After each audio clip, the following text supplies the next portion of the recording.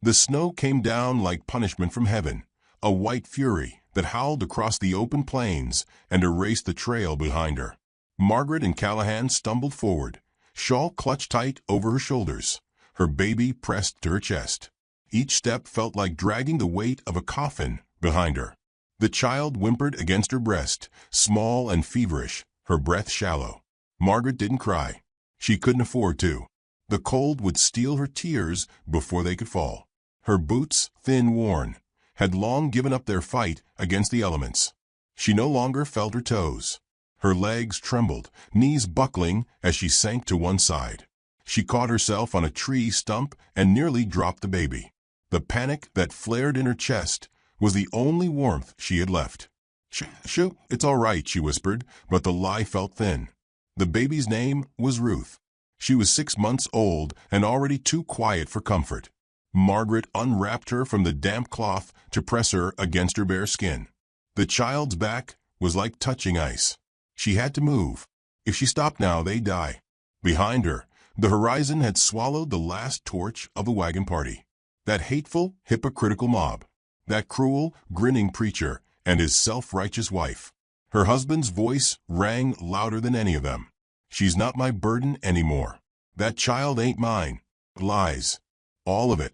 But out there, the truth didn't matter. Only the votes of men too weak to do what was right and too loud to let a woman speak for herself.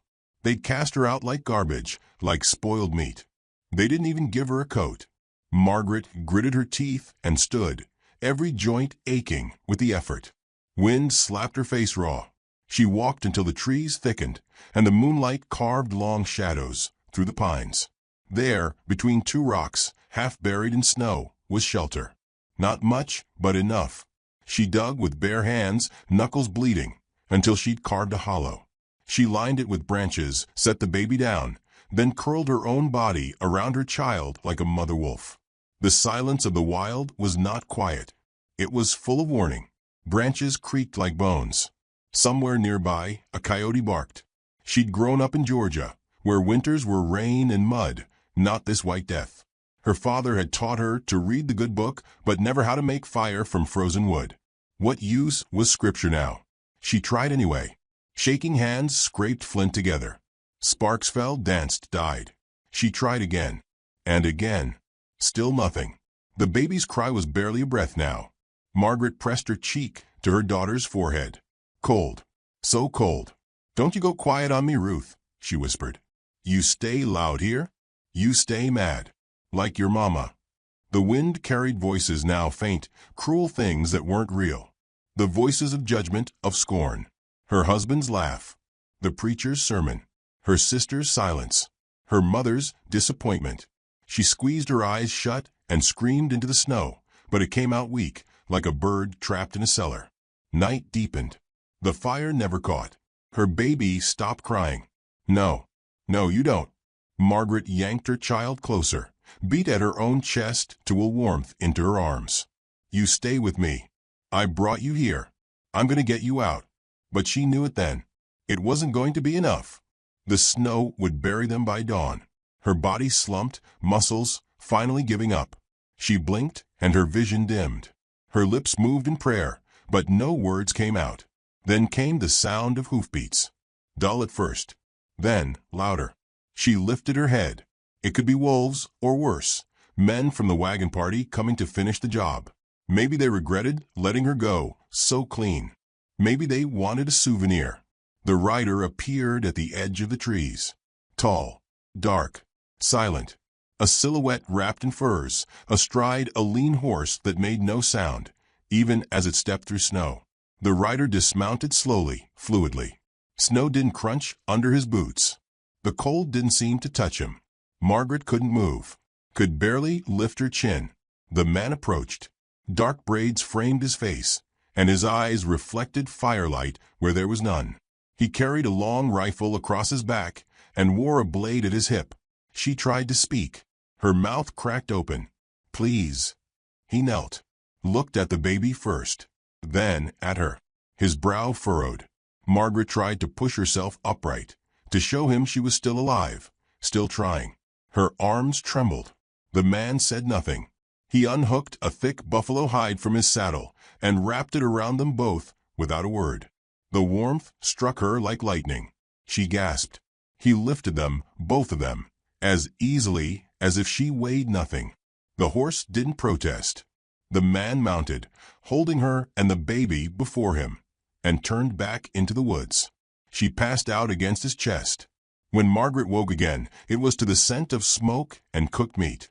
Her eyes fluttered open, the world bright and gold instead of white and gray. They were in a small hut or lodge, wood walls, smoke hole above. A fire crackled in the center. Her baby lay wrapped beside her, cheeks pink, breathing steady. Alive. She sat up, light-headed. Across the room, the man sat sharpening a blade. The rhythm was precise, practiced. His face was carved in stone. "You saved us," she said hoarsely. No response. "I don't have anything to give you," she said, ashamed, "but I'm grateful." Still no reply. Margaret swallowed hard. "I'm Margaret. Margaret and Callahan." The man looked up slowly. His voice, when it came, was low and even. "I'm not interested in your name." She blinked. He nodded toward the child. "What's hers?" "Ruth." He grunted, not unkindly. "She's a fighter." Margaret let out a short, breathy laugh. "Takes after her mother." This time, something flickered across his face. Not a smile, something smaller, rarer. "I thought we were going to die out there," she said. "You ever believe in miracles?" "I believe in action," he said. They sat in silence for a while. She watched him from the corner of her eye. His movements were efficient, controlled. The blade he sharpened gleamed in firelight. A warrior's tool. "You Apache?" she asked. He nodded once. "Why'd you help me?" He didn't answer right away, just stared at the fire. "Because you didn't scream when you saw me," he said at last. "You held your child tighter instead." Margaret blinked. That was the measure? She wanted to ask more. About him. About where they were. But exhaustion tugged at her again, and she let it take her this time, knowing the fire would still be there when she woke. Outside, the snow fell softer now, as if the world itself had exhaled. A new storm gathered far off on the horizon, but inside, for the first time in days, there was warmth. And the man who did not want her name. He sat, silent, ever watchful. She didn't yet know that he had lost a family once, that he had walked away from war, that the pain in his eyes was not just from what he saw, but from what he remembered. She didn't yet know she had just met the one man who would fight the whole world to keep her alive. But she would. Margaret awoke to warmth and the smell of burning wood. Her eyes fluttered open to the amber glow of a fire casting dancing shadows on the lodge walls. The baby stirred beside her, nestled in a soft fur-lined cradle near the hearth, cheeks pink with life. Relief flooded her so sharply it made her dizzy. Ruth was alive, warm, safe. She blinked, adjusting to the dim light. The man who had saved them sat cross-legged across the fire, sharpening a long blade with methodical, deliberate strokes. The rhythmic sound of stone against steel grounded her in reality. Not a dream, then. They were still alive. "You didn't leave," she said, voice rasped by sleep and smoke. He glanced at her, then back to the blade. "Didn't plan to." Margaret sat up slowly, a fur slipping from her shoulders. She was clean. Her dress had been patched, and her hands wrapped in rough cloth. She didn't remember much from their ride, just the rhythm of his horse's stride and the feel of his heartbeat against her cheek. "You could have left us out there," she said. He didn't look up. "Could have. Why didn't you?" A pause. Didn't feel like watching another woman freeze to death. She studied him. His face chiseled and sharp, eyes unreadable. Not young. Not old. Worn by wind and sun, but not beaten down. Apache, surely. She'd seen men like him before, always from a distance, always through fearful whispers and long rifles. But none of those stories matched the man who now sat silently tending his weapons after saving her life. "What's your name?" she asked. He considered her for a long moment. "Chayton." She tried to say it right. "Shaitan." He gave a slight nod, still not smiling. "Well, Chayton," she said, drawing the fur tighter, "you have a strange way of showing kindness." "No use wasting words," he replied. "Fire speaks better." Margaret glanced at the flames, then at Ruth, who was now stretching in her cradle, a faint coo escaping her lips. The child's resilience stirred something fierce inside her. "I owe you more than thanks," Margaret said. Chayton shrugged. "You owe me nothing. You owe her everything." Margaret's throat tightened. She looked down at her daughter. "I tried. God knows I tried." "You didn't quit," he said. "That's more than most." The compliment surprised her. She'd been waiting for judgment, pity, another sermon. But his tone was matter-of-fact, no weight of expectation behind it. They shared a quiet meal, stew of something earthy and unfamiliar. She didn't ask what it was. She was too hungry to care. Ruth suckled eagerly beside her, pink and warm again. The fire crackled like applause for small victories.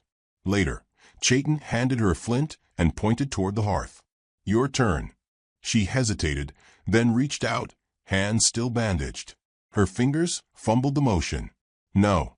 Like this," he said, kneeling beside her, his calloused hand guiding hers. "Grip the rock tighter. Strike with purpose." She followed his lead. Sparks flew. "There," he said. She smiled despite herself. "And here I thought I'd never make fire again." "Fire's patient," he said. "You just need to meet it halfway." She repeated the motion until it felt like hers. Chayton nodded once and stepped back. Days passed like that, wrapped in survival and silence. Margaret helped where she could, cleaning, gathering wood, boiling water.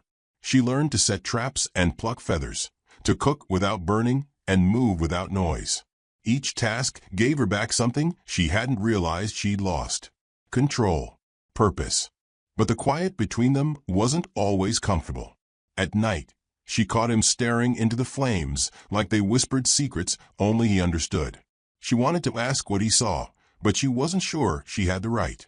Still, she tried. "You ever lose someone?" she asked one evening, Ruth asleep in her lap. Chayton didn't look at her. "Everyone has." "Family." He paused. "Once." She waited for more, but it didn't come. "I lost mine too," she said. "Not to death, exactly.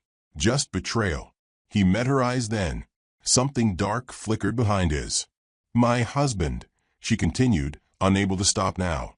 "He said Ruth wasn't his." "It's not true, but even if it were," she shook her head. "He used it as an excuse. Said I shamed him. Said I brought judgment on the wagon party. They turned on me so fast it made my teeth shake." Chayton's expression didn't change, but his jaw tightened. "Ruth's real father was a soldier," Margaret said softly. "A kind man. He died in Missouri, saving my father, if you can believe it. I never even told him I was expecting. But I knew. After that, I married quick. Not for love. For survival. Turned out that wasn't enough either." She didn't know why she was saying it all. Maybe the fire made it easier. Maybe the silence demanded it. Maybe Chayton was the first man in years she didn't have to explain herself to. So she did anyway. "You believe in second chances?" she asked. Chayton added another log to the fire. The flames roared higher. "I believe you either burn or rise," he said. "Not both." She stared into the fire, letting the warmth seep into her bones. "I think I'm tired of burning." The next morning, she heard hooves in the distance. She rose quickly, heart pounding. Chayton was already at the doorway, rifle in hand. "What is it?" she whispered, cradling Ruth close. "Riders," he said. "Too far to see yet, but they'll be here soon." Her blood turned to ice. "From the wagon party?" she asked. "Maybe. Or bounty hunters. Either way, not friendly." She stepped back, panic rising. "What do we do?" He turned to her, expression hardening. "You hide. Take the baby. Get in the root cellar. You don't come out till I say. I'm not leaving you. This isn't a debate. I won't let you face them alone." Chayton looked at her, really looked at her, for the first time since they met. "This isn't about bravery. It's about keeping her safe. That's your fire now." Margaret swallowed hard, then nodded. She moved fast, ducking behind the firs, prying up the wooden hatch Chayton showed her the night before. It was a cramped space filled with smoked meat and cold earth. She climbed down with Ruth and pulled the hatch closed just as hoofbeats thundered into the clearing. Through the cracks she saw shadows. 5 men, rifles slung across their backs, their coats too clean for settlers. Bounty hunters. Where's he? A voice growled above her. No horse out front, another said. You sure this is the place? Margaret held Ruth tightly, willing her to stay silent. Then came a sharp voice, cruel and familiar. Her breath caught. It was Nathaniel, her husband. Woman's horse broke down weeks ago, he was saying. She didn't get far. She's here. And that Apache filth took her in. Margaret's stomach turned. The men laughed. The sound was jagged, scraping her ears like metal. Then a gunshot cracked above, followed by screams. The sound of bodies hitting earth. More gunfire. A cry of pain. Margaret squeezed her eyes shut, clutching Ruth, praying the hatch would hold. And then silence. Nothing moved for several long heartbeats. No voices. No horses. Then the hatch creaked. She held her breath. It opened slowly. Chayton's face appeared, smeared with soot and blood. He extended a hand. You can come out now. She climbed up, trembling. The clearing was scattered with bodies. Nathaniel among them, still and broken. You're hurt, she said, seeing the blood at his side. He waved it off. Not bad. You took down 5 men. He looked around. 6, technically. 1 ran. Margaret didn't know whether to laugh or cry. She chose both. As she wrapped her arms around Ruth and looked up at Chayton, something shifted inside her. Not just relief. Not just gratitude. Something like hope. He met her gaze, steady and calm. We need to move. They'll send more. She nodded. Then we move. They left the fire burning behind them, a blaze that would draw eyes and keep scavengers away. The world ahead was uncertain, dangerous, but she no longer walked alone. Chayton's blood soaked through his shirt as they moved through the jagged terrain, his breath coming shallow and sharp. Margaret walked close behind, Ruth bundled to her chest, eyes scanning the horizon with the same intensity he once carried. The wound wasn't mortal, not yet, but it dragged at him with every step, a heavy pull that made time stretch and twist. Still, he didn't complain. He didn't falter. He kept moving. They found shelter beneath an overhang, a narrow cleft of rock halfway up a red canyon wall. Margaret helped him down carefully, her hand steady, her jaw clenched tight against panic. Ruth whimpered once, then grew quiet. The baby could sense tension like smoke in the wind. Chayton leaned back against the stone, grimacing. Margaret dug through their satchel. She had packed it quickly before they fled the burning cabin.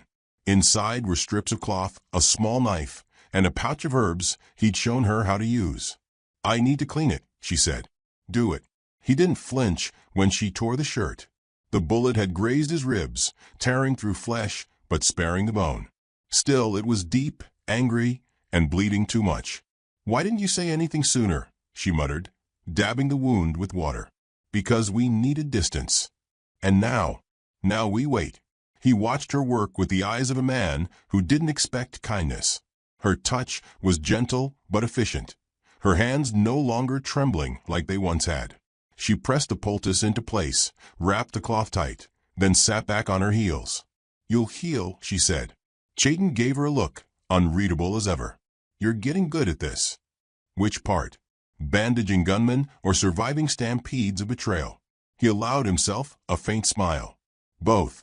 Margaret leaned against the stone beside him, closing her eyes for a moment.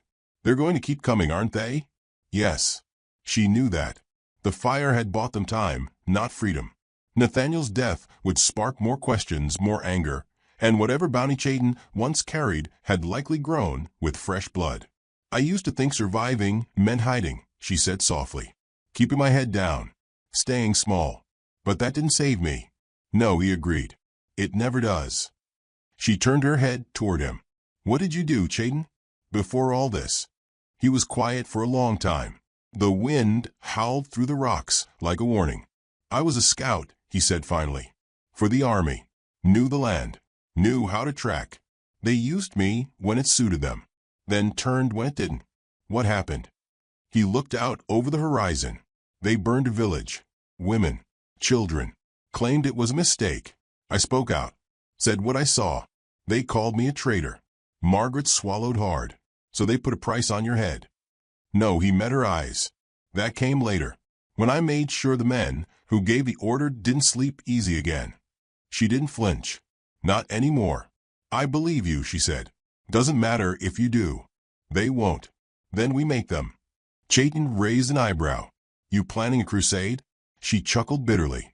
I'm planning not to die in a canyon. They camped there for 2 days. Margaret tended the wound, foraged for roots and water. Chayton healed slowly, but his strength returned enough for him to walk without leaning. They didn't speak much. They didn't need to. The silence between them had grown comfortable, laced with shared purpose. But peace was fragile. It was on the 3rd night that Ruth began to cry. Not hunger, not discomfort, fear. Margaret sat up, cradling her. Shoo, it's all right. It's all right, little bird. Chayton was already on his feet, rifle in hand. He moved to the edge of the overhang, crouched low, and scanned the darkness. There, movement. A flicker of light on the ridge above. A torch. Then another. And another. They found us, he said. How many? More than I can count with one good eye. Margaret's heart pounded. Then we run. No, Chayton said. We climb. The canyon wall behind them rose in tiers, rough, broken ledges hidden by shadow. He pointed upward. There's a pass. If we can get high enough, we can lose them in the stone. Margaret didn't argue. She strapped Ruth tight to her chest, tied down their gear, and followed him up the rocks. The climb was brutal. Every step a test of endurance, every ledge a gamble. Chayton moved slowly, guiding her hand by hand, ignoring the blood seeping through his bandages. Below, the torchlights moved closer. The night rang with shouted orders and snarling threats. Bounty hunters. Possibly soldiers. She couldn't tell. It didn't matter. They reached a narrow shelf at the top, barely wide enough to stand. Chayton crouched low, pulling her down beside him. We're not far from a cave, he whispered. Used it once in winter. Has 2 exits. You think they know? They won't smell it until we're inside. They moved fast and low. The stars above seemed brighter, as if the sky was rooting for them. The cave appeared like a mouth in the rock, a jagged shadow that welcomed them in. Inside, the air was cool and still. They went deep, winding through narrow tunnels, until the sounds outside were swallowed by stone. Only then did they rest. Margaret slumped against the wall, heart hammering. I don't know how much more of this I can take. Chayton sat beside her, sweat glistening on his brow. You can take more than you think. She looked at him, really looked. And what about you? How much more can you take? As much as I have to. That's not an answer. He said nothing. Ruth stirred in her sleep, then settled. Margaret's voice softened. I used to dream of safety. A cabin. A garden. No more running. Just stillness. A place to belong. Chayton's eyes were distant. I used to dream of the same thing. What changed? I stopped dreaming. Margaret reached out, touching his hand. Then dream again. He didn't pull away. They sat in silence, surrounded by stone and memory. Outside, the men searched the canyons with rage and torches, but the cave swallowed their shouts. They were safe for now. But Margaret knew this wasn't the end. Not yet. There were more men, more lies, more battles ahead. The world didn't forget people like her, like Chayton. But it hadn't broken them either. She pressed her lips to Ruth's forehead, then looked at the man beside her. I don't want to run forever. He nodded. Then maybe it's time we stop running. The words hung in the air, quiet and dangerous. Chayton's hand wrapped around the hilt of his knife. Let them come, he said. And Margaret, with fire in her chest, nodded once. Let them try. The sun burned gold over the horizon, casting a long shadow from the small cabin nestled at the edge of the valley. Smoke curled from its chimney, and a freshly built fence ringed the field where corn had just begun to sprout in uneven rows. In the distance, tall pines whispered as the wind slid through them, and birds flitted overhead, their songs bright against the silence of the land. Peace, hard-won and fragile, had taken root. Margaret stood on the porch with Ruth on her hip, the baby now over a year old, sturdier, louder, and full of wild spirit. Her hair had grown in dark and unruly, much like the fire in her mother's heart. Margaret wiped her brow with the back of her hand, the scent of wood smoke and wildflowers clinging to her skin. Behind her, the door creaked open. Chayton stepped out slowly, his limp still noticeable from the wound that never quite healed right. But he moved with purpose, with the quiet confidence of a man who had outrun ghosts and chosen to stay. He leaned against the post, watching her, the corners of his mouth twitching into a small smile. "She's walking now," he said, nodding toward Ruth. Margaret laughed. "She's running when I'm not looking. She takes after you. She's got your silence." Chayton tilted his head, considering that. Silence can be a shield, but fire's in her blood. He didn't say whose blood exactly. He didn't have to. They had carved out something here, halfway between survival and belonging. A cabin raised from hand-split logs, a garden that tried its best to grow, and a bond that had slowly, wordlessly become something unspoken but unbreakable. She had stopped counting the days since they'd first met in that blizzard. What mattered was each sunrise they faced together. But peace never lasted in the West. Not for people like them. It began with a rider. Margaret saw the figure long before the dust reached the valley. A single horseman moving fast and low, as if hoping not to be seen. She set Ruth down in her cradle on the porch and stepped down into the yard, fingers brushing the handle of the rifle leaning beside the door. Chayton emerged from the woods on the other side of the clearing, bow slung over his back. He saw the rider too. His expression didn't change, but his steps quickened. The rider pulled up just short of the fence, horse lathered and trembling. The man atop it was lean, sweat-soaked, eyes wide with panic. "You Chayton?" he asked between ragged breaths. Chayton didn't answer. The man swallowed. "Name's Beck. I rode all the way from Fort Taylor. Thought you'd want to know they're coming." Margaret stepped forward. "Who's coming?" "Soldiers. Marshall's men. 20, maybe more. They say you're harboring a fugitive. That you," he glanced at Margaret, "that you killed a preacher, burned down a settlement." Margaret's breath caught. That was justice. "They don't see it that way, ma'am." Chayton said nothing, but Margaret could feel the heat rising off him. Beck looked between them, guilt heavy in his voice. "I rode because I owed you, Chayton. You saved my brother's life in Sonora. I couldn't let them take you by surprise." "Thank you," Chayton said, voice low. Beck nodded once, turned his horse, and vanished into the trees. Margaret stood frozen. The wind picked up, and the sky began to darken. "How long?" she asked. Chayton didn't answer right away. Then, less than a day. She felt something cold twist in her stomach. She looked at Ruth, playing with a wooden spoon in her cradle, blissfully unaware. "We run?" she asked. He shook his head. "We've been running long enough. So we fight." Chayton looked at her then, the fire in his eyes not rage, but resolve. "We defend what's ours." The cabin became a fortress. They braced the windows, stockpiled water, moved supplies into the root cellar. Chayton set traps around the perimeter, silent snares, tripwires, and deadfalls. Margaret cleaned the rifle, checked their ammunition, strapped a knife to her thigh. Her hands didn't shake. Fear had burned out of her long ago. They moved in silence, a rhythm of shared understanding. That night, Ruth slept between them on the floor as the wind howled and coyotes cried in the distance. Margaret stared at the ceiling, listening for hoofbeats. Chayton reached over, took her hand. "If we fall," she whispered, "they'll take her." "No," he said. "You can't promise that." "Yes, I can." She turned to face him, eyes wide and unblinking. "Then we don't fall." Dawn broke red and mean. Dust rose in the distance. The sound of hooves was a steady thrum, like a war drum calling down judgment. They came over the ridge, bluecoats and lawmen, rifles gleaming, banners snapping. Margaret counted at least 16. The marshal rode at the front, gray-bearded, smug. His voice carried across the field. "Bring out the woman and the Apache. Lay down your weapons. You'll be treated fair." Margaret stepped onto the porch, rifle in her hands, Ruth at her side. "Fair like you treated me last time," she shouted back. "I'll take my chances." The marshal sneered. "You've got a child. Don't make her pay for your sins."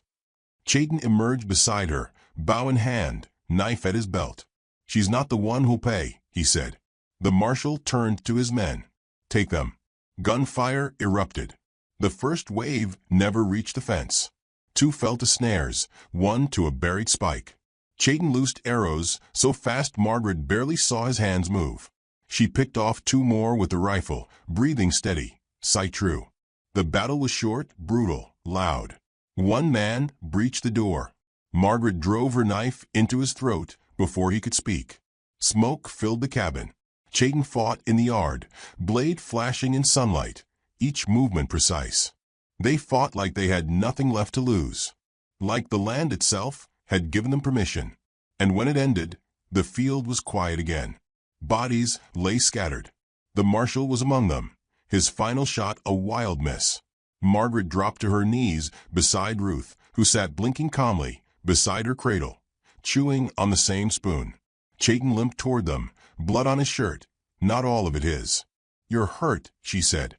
He shook his head. "It's done." She stood and looked at the land around them. Burned. Broken. But theirs. "What now?" she asked. Chayton looked to the hills. "Now we bury the dead." And so they did. By sundown, the field was cleared, the last of the smoke rising in curling ribbons into the evening sky. They lit a fire. Not for warmth. Not for cooking. But for cleansing. Margaret sat beside it, Ruth asleep in her lap.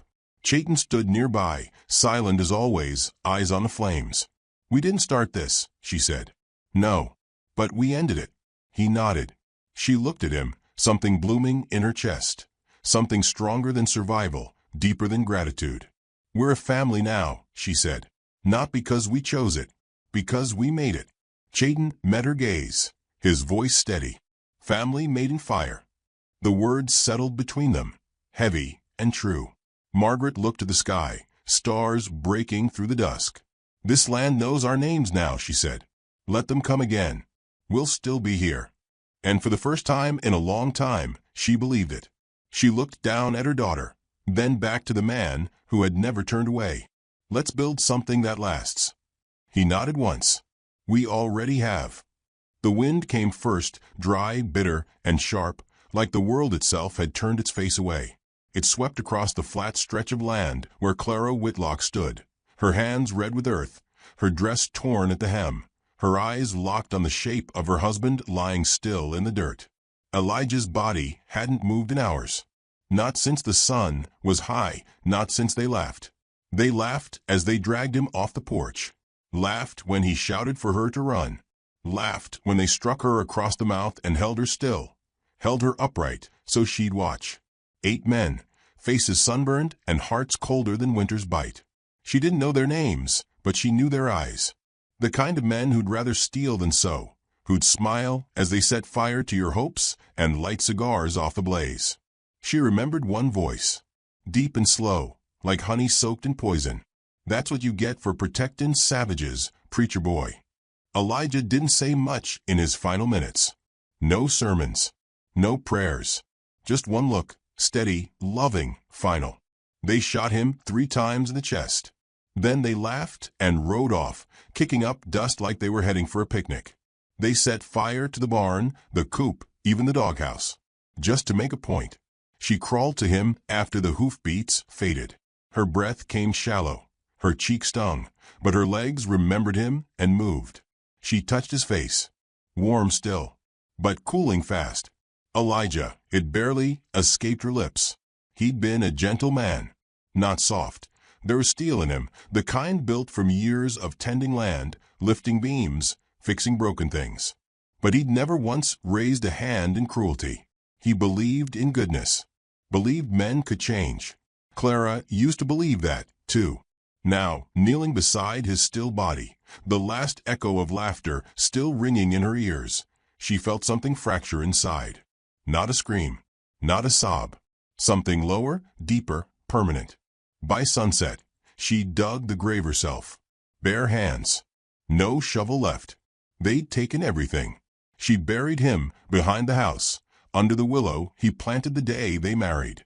The soil was dry and stubborn, but so was she. Her knuckles bled. Her back throbbed.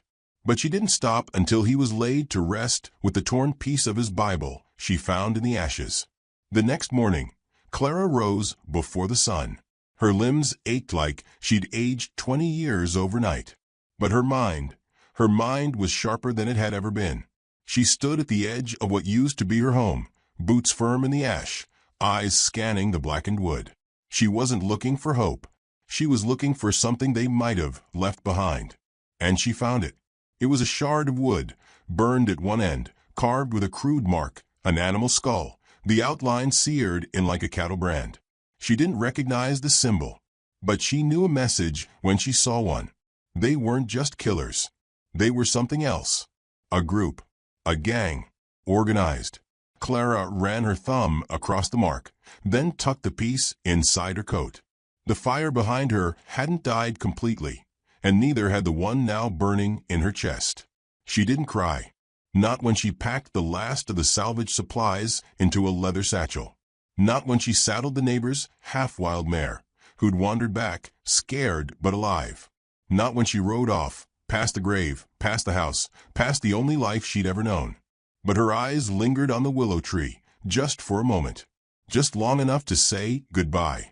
2 days later, in a dusty town called Bitterbrush, Clara walked into the general store and asked for a rifle. The clerk blinked at her. "You sure, miss? That's a heavy piece." She didn't blink. So's grief. He sold it to her without further question. She spent the night at a run-down inn, stitching her wounds by candlelight, her breath hissing through clenched teeth. She studied a map, circled towns where she'd heard rumors of roving bands, ones that matched what she'd seen. Men with scars, uniforms mismatched with badges that meant nothing. In the mirror, she saw a stranger. Pale, sunburned, jaw set hard. There was no softness in her face anymore. Just resolve. She didn't want revenge. That would have meant anger. This was something colder. She wanted justice.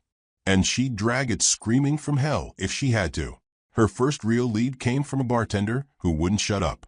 In a place called Dustwell, Clara nursed a drink she didn't touch, while a wiry man with a missing tooth rambled about a mean sumbitch called Knox. Said he used to be a deputy, till he started running with those Black Skull boys.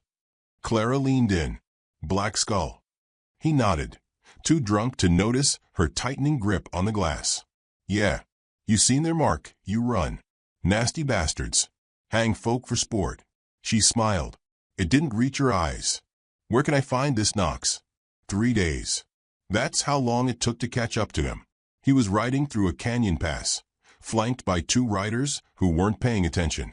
Clara waited behind a rock outcropping, heart calm, trigger finger steady. The rifle bucked once. One rider dropped. The second turned, panicked, just in time to catch a shot through the gut. Knox spurred his horse, but Clara was already moving. She stepped into the open, rifle aimed square at his chest. He froze. "Easy now, ma'am," he said, raising both hands. "Ain't no need for blood." "There was blood," Clara said. "My husband's." Recognition hit his face. Slow, then sharp. "Oh," he said. "The preacher's widow." She didn't answer. He laughed.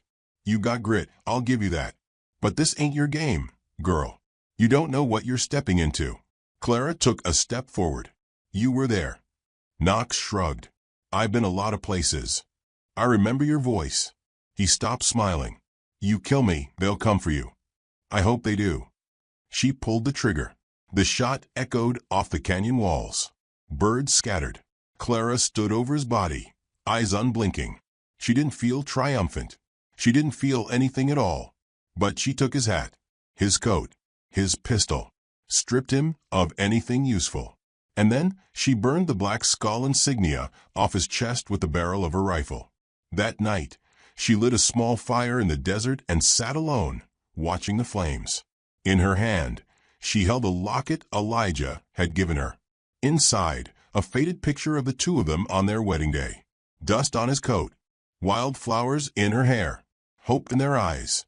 She didn't cry, but her hand trembled. "Tell me I'm not becoming like them," she whispered. The fire cracked. The stars stayed silent. When morning came, she was already riding. The dust kicked up behind her. Ahead lay more names. More men who laughed. They thought they'd killed the widow. They were wrong. They'd made something else. Something far more dangerous. And hell was riding with her.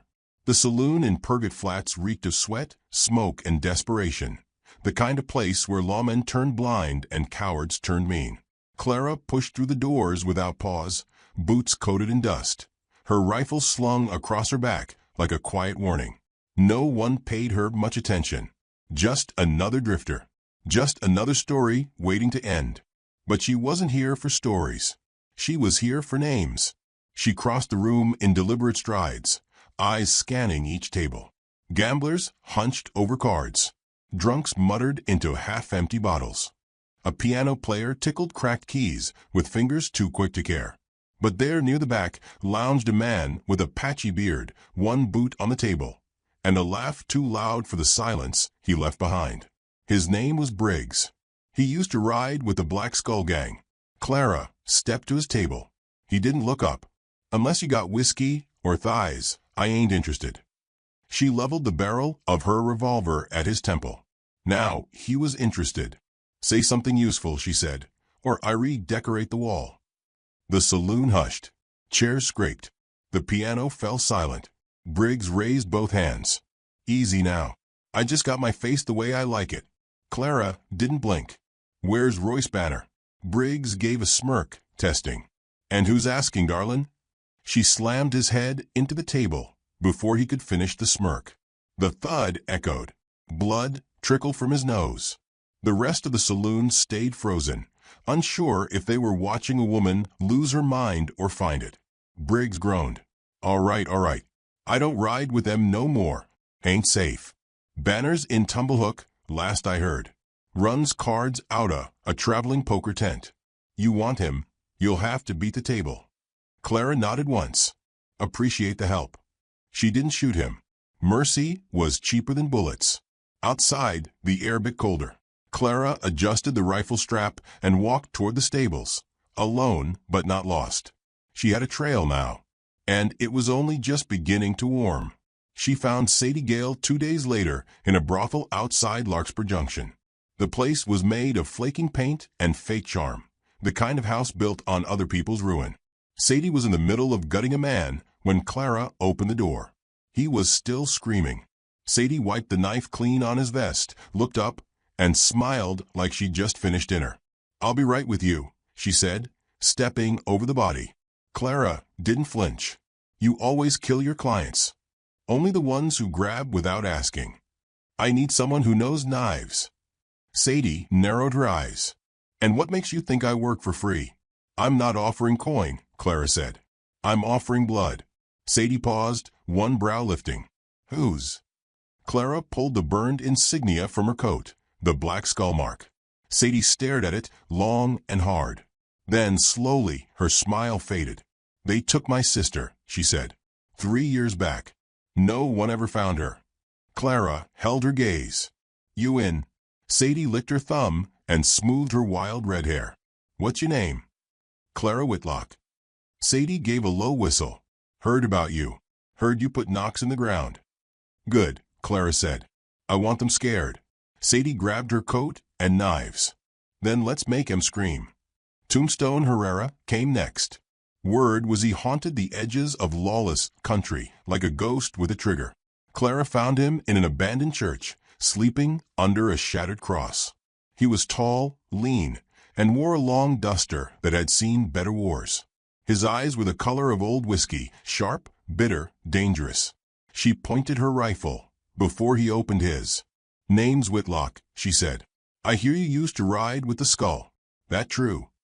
Tombstone sat up slowly, hands raised. I did. Once. Left after they strung up a family just for sheltering strangers. And you let them live after that? No, he said, voice low. That's why I left. Clara didn't lower the rifle. I'm not asking for redemption. I'm asking for vengeance.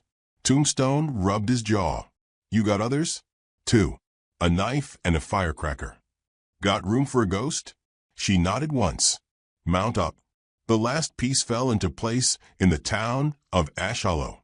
They heard about a girl, barely 16, who was picking off bounty hunters with a modified rifle and a mean streak.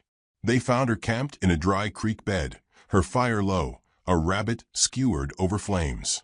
Her name was Penny Pike, and she didn't like strangers. When Clara stepped into the clearing, Penny had a pistol aimed before she'd said a word. "You come to take me in?"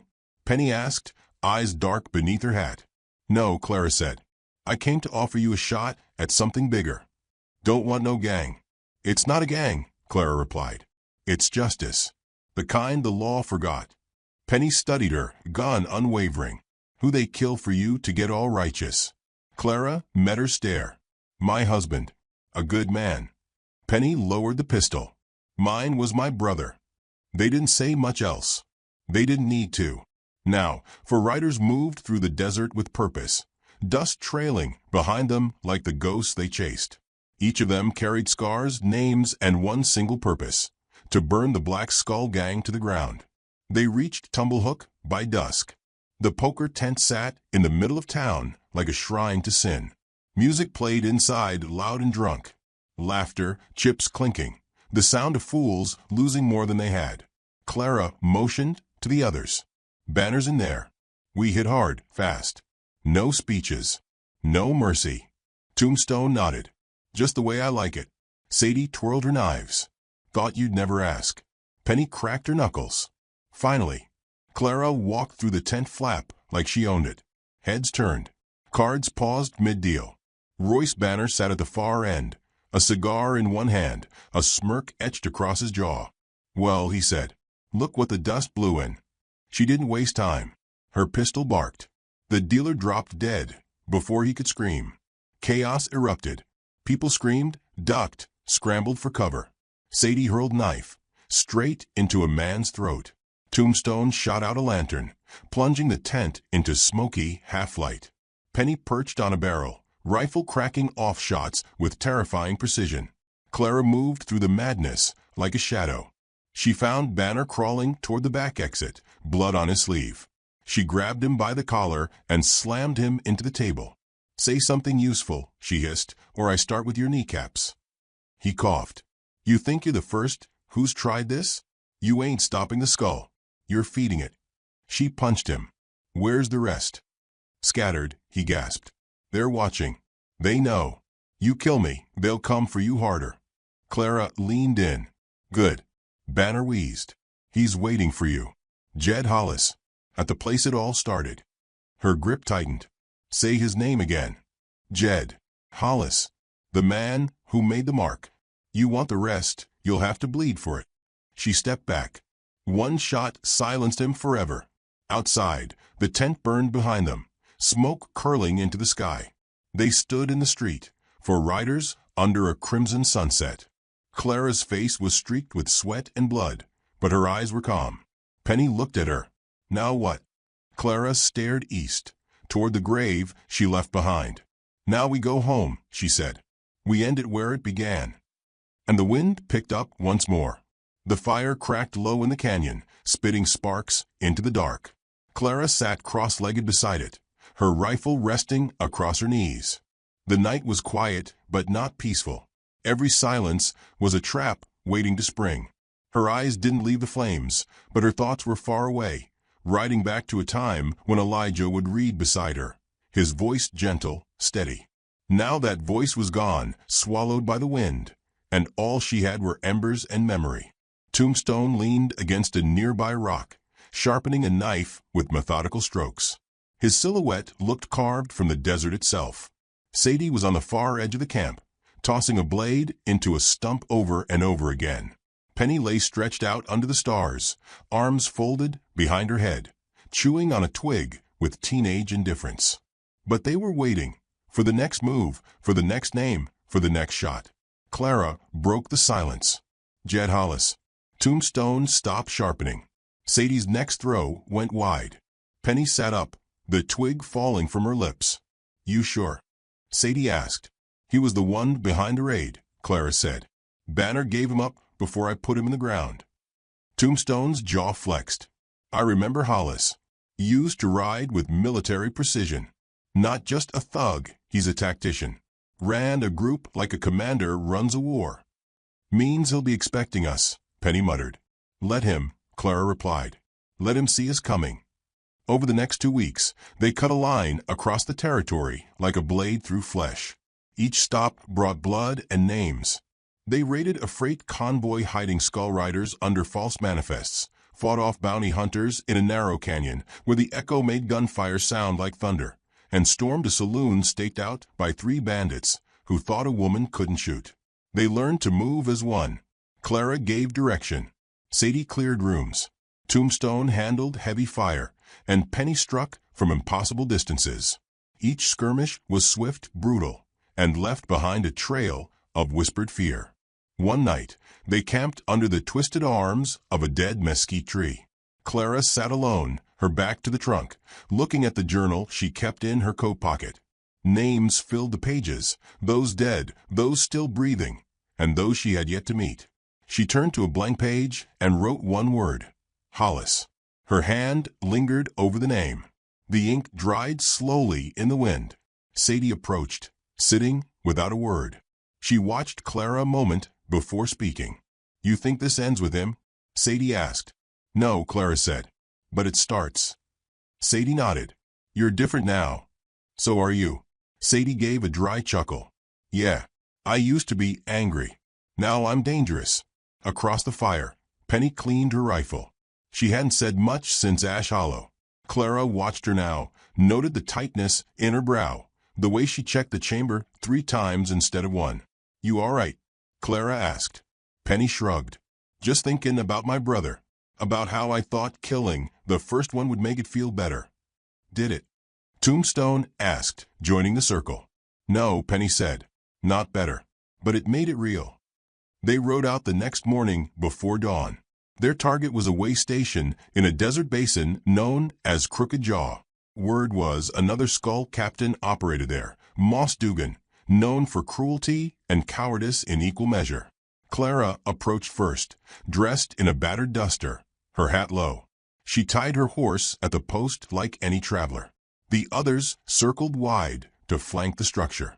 Inside it looked like any small stopover, tables, whiskey bottles, a map nailed to the wall. But Clara knew better. She saw the markings behind the counter. The same animal skull etched in charcoal. Dugan sat in the back, chewing tobacco, his boots on the table. You lost, lady, he drawled. Clara smiled thin. No, just looking for someone. He gestured lazily. Ain't many folks out here worth looking for. I disagree. She shot the man to his right in the foot. He went down screaming. Dugan lunged for his pistol. Sadie burst through the back door and threw a knife into his hand before he could reach it. Penny shot the window out from outside, and Tombstone came in through the side with his shotgun raised. The rest of the room froze. Clara stepped over to Dugan and pressed her boot to his chest. Where's Hollis? Dugan spat blood. You think he's scared of you? You're just a ghost in the wind. He's waiting for you. Clara leaned down. Then tell him I'm almost there. She knocked him out cold. They tied the others and set the place ablaze.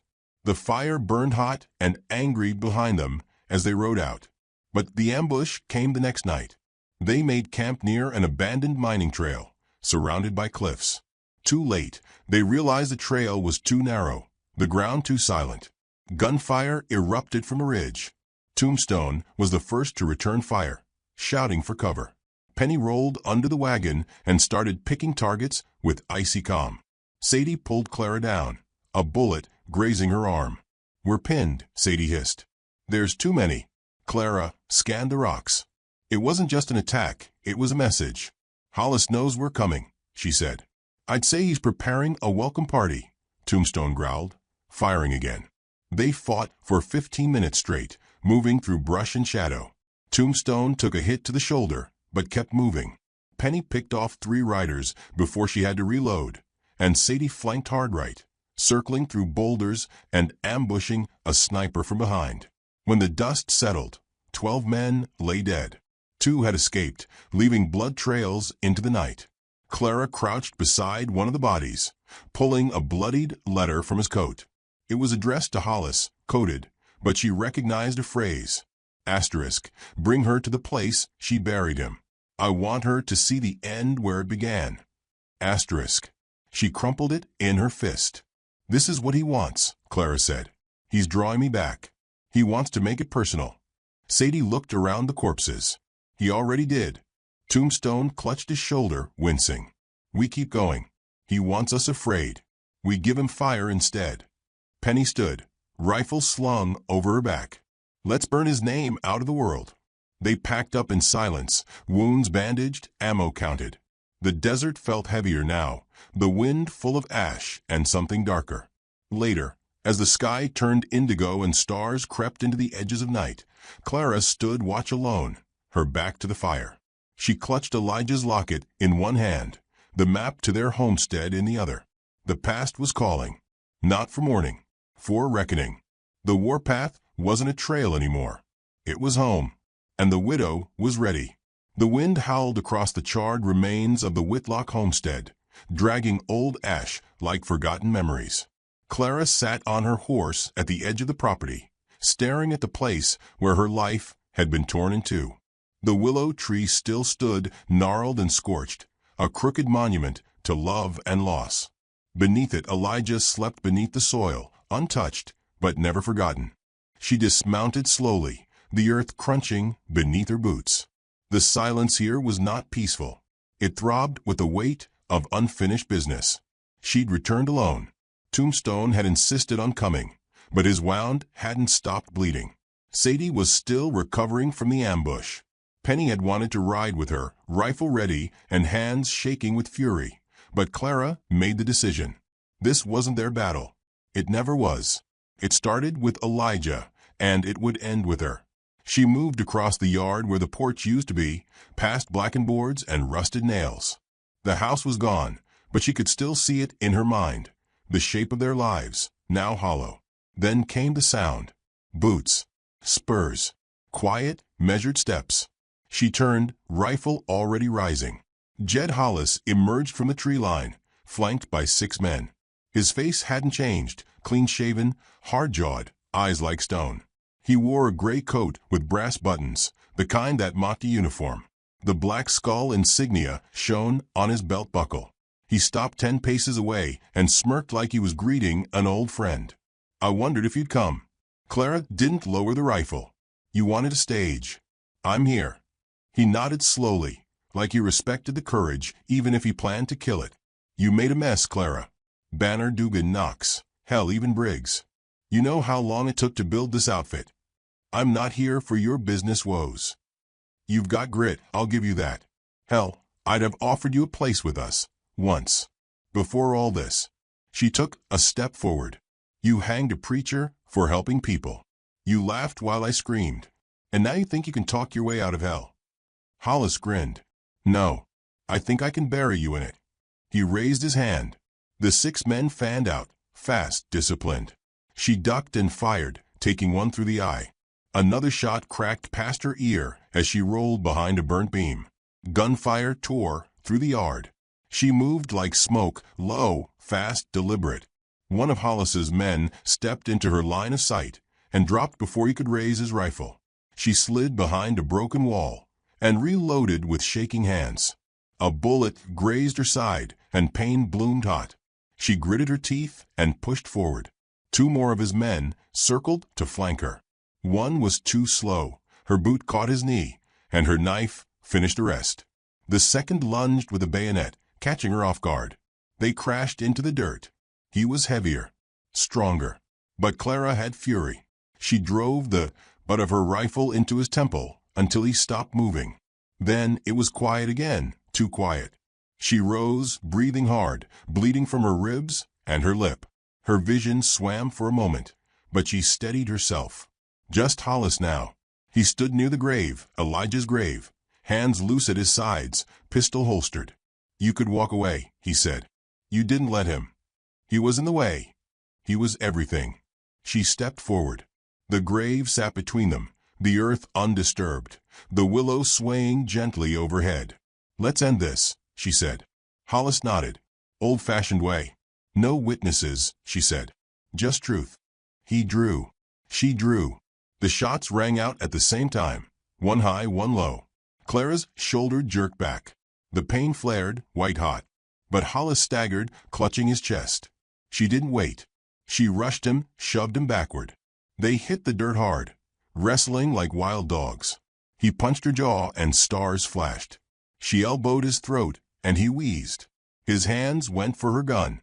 Hers went for the knife on her boot. The blade met flesh. He gasped, eyes wide, blood bubbling from his mouth.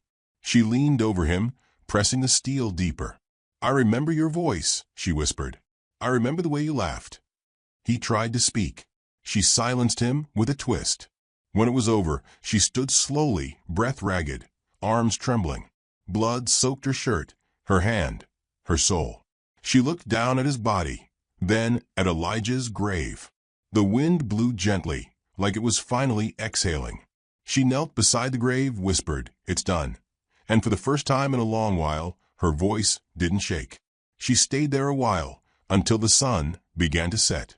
By the time the others arrived, Sadie, Tombstone, and Penny riding in from the horizon, the fire in the sky had turned gold. They dismounted slowly, seeing the bodies. The blood. "Clara." Sadie stepped forward. "You all right?" "No," Clara said honestly. "But I'm still here." Tombstone looked at the grave. "Hollis." "Gone," she said. Penny looked at her, eyes fierce. "So what now?"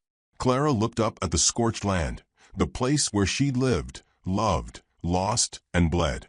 She rose. "Now," she said, "we ride west. We make sure there's not a single one of them left." Sadie grinned. Tombstone nodded once. Penny mounted her horse. Clara took one last look at Elijah's grave, then swung into the saddle. They rode together, for shadows cutting across the dying light. But Clara rode in front. The widow no more. If this story moved you, don't forget to like, subscribe, and share your thoughts in the comments. And remember, vengeance doesn't end with blood. Sometimes it begins there.